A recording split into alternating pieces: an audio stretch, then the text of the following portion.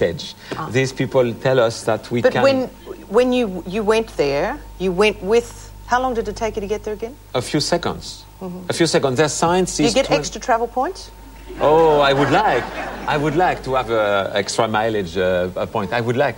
It takes a few seconds. Their science is 25,000 years more advanced than ours. What is there? What is there? A place where you can go, where everybody can go.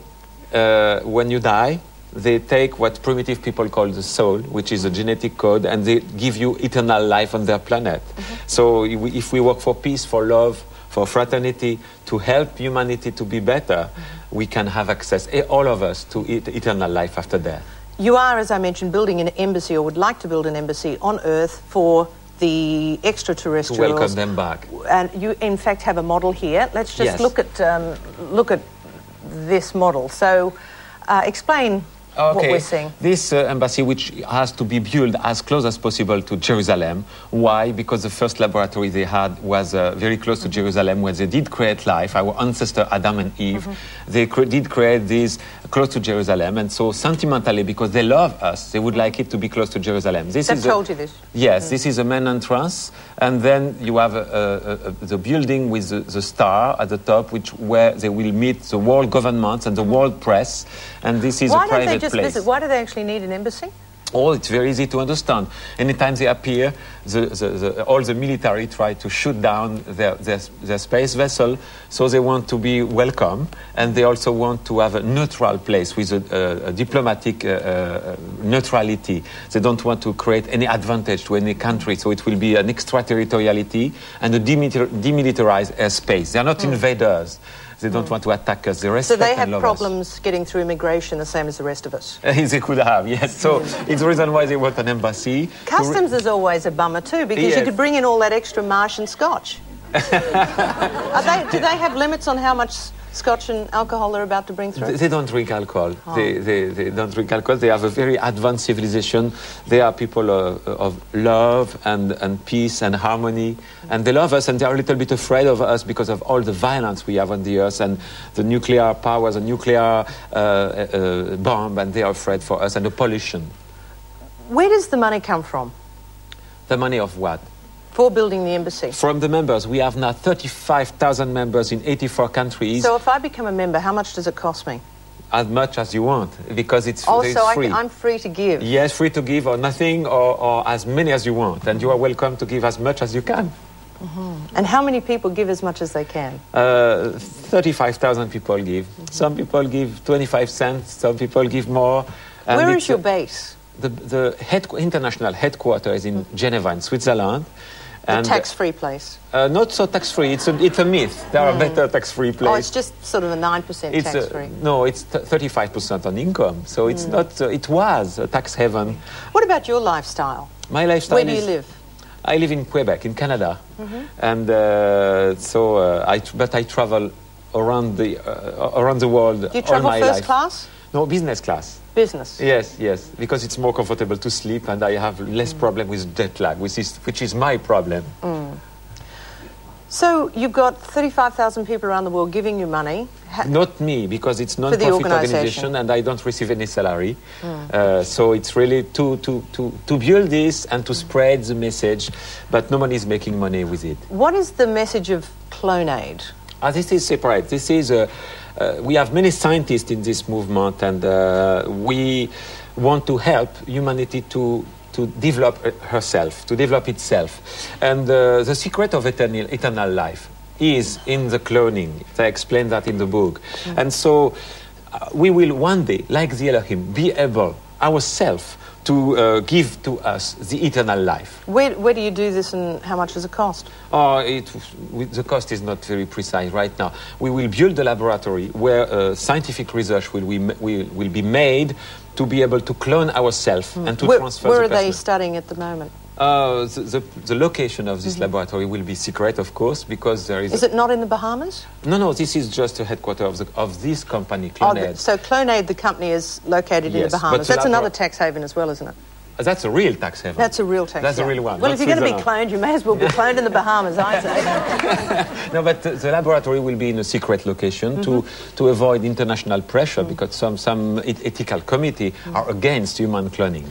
Just recently, Heaven's Gate, the cult in America, saw 39 suicides. Could this happen to your people?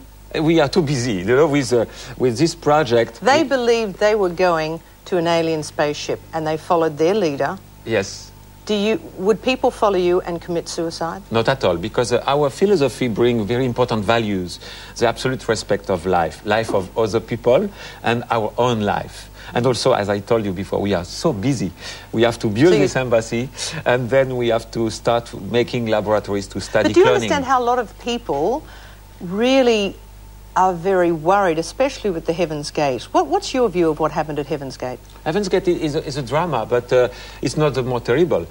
Every day, 2,000 people kill themselves, commit suicide in their own bedroom, and nobody speaks about it. This is a hopeless new generation, and we are fighting. I gave recently a conference in Canada about how to fight against suicide. Human beings cannot be happy with only food and a place to sleep. We are spiritual beings. We need a spiritual life.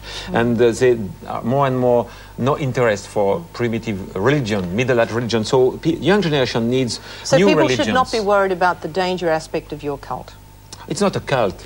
It's a philosophy and a religion. And like the United Nations organization very recently said, no religious minority must be called a cult because this is a pejorative connotation. And what is a dominant religion if not a successful cult? Will you be visiting or going to the other planet again eventually? No, my mission is here to build this embassy and to welcome them back. So, and it's a very physical... Have they got a timetable on this? Yes, the embassy must be built before 2035. And we almost have enough money to build it. It's just a question of authorization, political authorization, for the first contact and the most fantastic of... I know we have not a lot of time to speak about it, but we are on the internet, which is very famous in Australia. So is Heaven's Gate cult? Yes, and also the Catholic Church, which is another successful cult. So it's RAEL.org, and people can have all information about us. You have negative and positive in everywhere.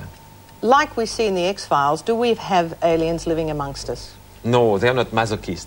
They have so advanced civilizations. So we do not have aliens on Earth? No, absolutely not.